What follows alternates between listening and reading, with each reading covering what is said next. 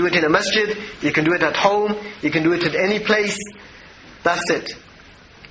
That's how simple marriage is in Islam, brothers and sisters. Now, the practicalities of marriage, inshallah, this is, I think, more important to talk about this and talk about the kind of, the theoretical or the abstract concepts of marriage. Because I think the practicalities are the issues which affect most brothers and sisters. How do you practically go about getting married? You want to get married, what do you need to think about? I think these are some of the things that you need to consider, first of all. If you're serious about marriage, first of all, you need to think about, are you in a position to marry? Don't let your shahwa carry you away. Don't let your desire take you away and you start thinking about marriage, but then practically you can't get married. So think about it practically, whether you're in a position to get married or not. That's the first thing. Can you afford it? Yes, when I'm talking about cost, I mean simple things. When you get married, you're not just providing for yourself, you have a wife to provide for. Are you in a position to provide for a wife or not? And that is her right. Once you get married, you have to provide for your wife her living expenses, her accommodation, those things she needs on a day-to-day basis. You are responsible for providing, not her parents once she is married. Are you in a position to do so?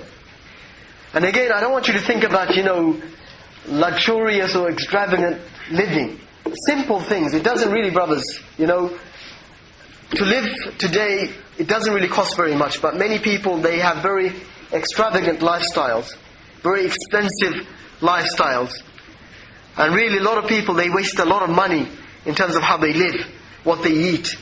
I think just recently I read that, a huge amount of food is thrown away in people's homes. They throw it away. They buy it and they throw it away. And many people, most of their money goes on food. So if you are someone who lives reasonably within the bounds of Sharia, really it doesn't cost very much to live simply. And simple living is what Islam encourages us. Simple living is what we're encouraged under Islam. No extravagance. So that's the first question you need to think about. Can you afford the cost of marriage? The mahar. If a sister demands a dowry, are you able to afford it? And again, the dowry doesn't have to be very much. It can be very simple.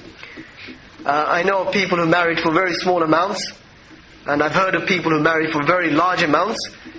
But the best marriage, the Prophet said, is the one that is simplest, where the dowry is minimal, where the mahar is minimal. So it's something that you have to give to the woman. If she demands £500, that's her right. If you agree to it, you have to give it to her. If she accepts £100, then alhamdulillah, be happy. And, you have to give it to her.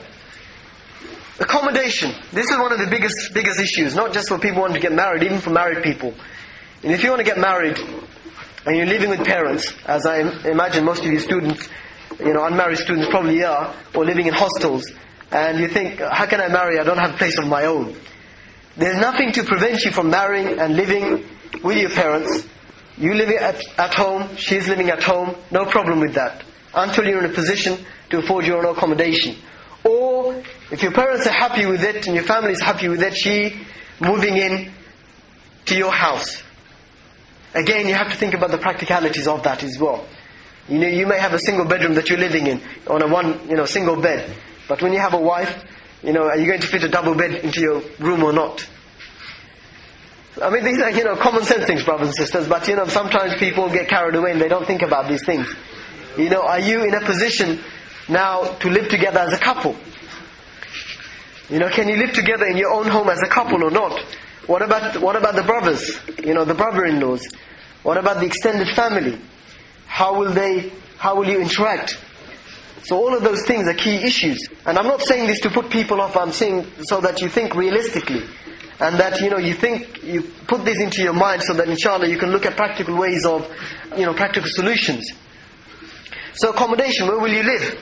Will your wife be happy to live with you? With the in-laws? I know sisters have a big fear of living with the in-laws, and sometimes rightly so. But it's rightly so. And also sisters, if you're realistic about getting married, you have to accept that many brothers are not in a position to afford their own accommodation.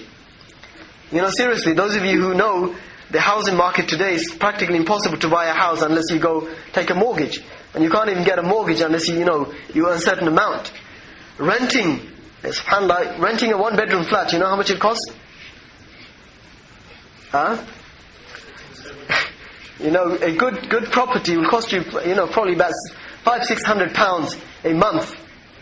Right?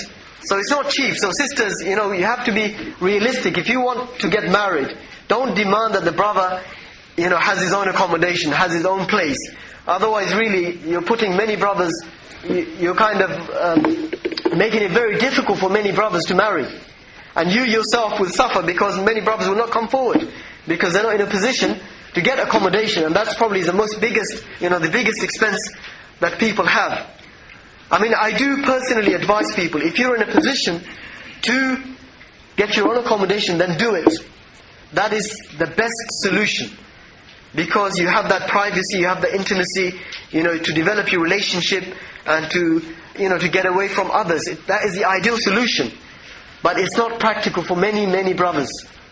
That until you start kind of, earning, and then maybe, I don't know, we may consider some of the Islamic mortgages, which are very dubious. But anyway, you may consider them and you may get your property one day, but then by that time you may be, in your late 30s or 40s, and it's a long wait.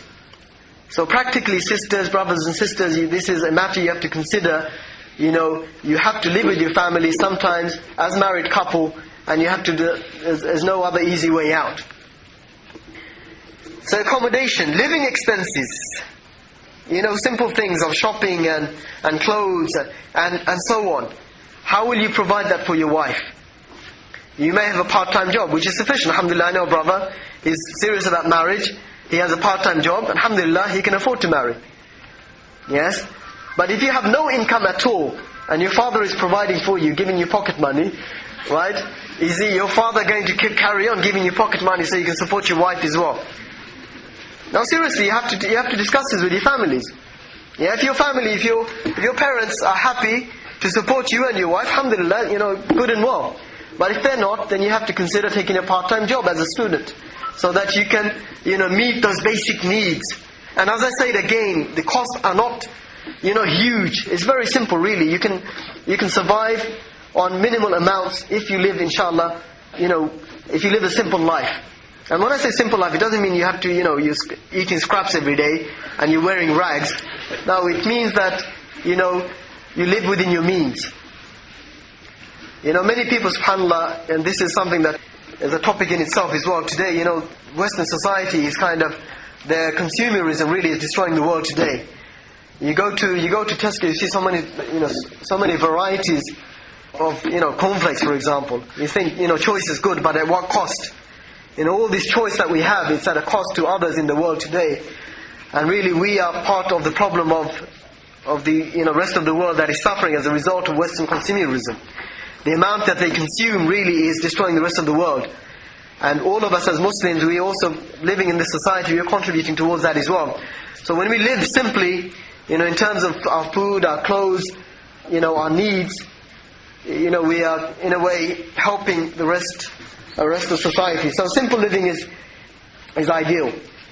Also, key thing, living with in-laws. I mentioned this is something that sisters really, really dread, and they do have a right to do so, because many problems in marriage result from in-laws. And this is something that many sisters, first thing they ask, is the brother going to live at home, right? So how will you reconcile living with in-laws? And this is where I think brothers really have a big responsibility to have a clear understanding with your families, that really in your marriage, your extended family should not interfere in your marriage.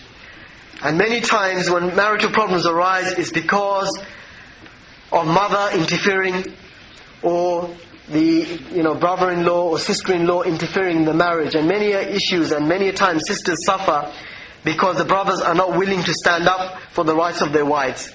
And I'm not saying this, to make the sisters feel good about it, but it's a fact. Many of the times, brothers are like, quite honestly, mice when it comes to dealing with their own families.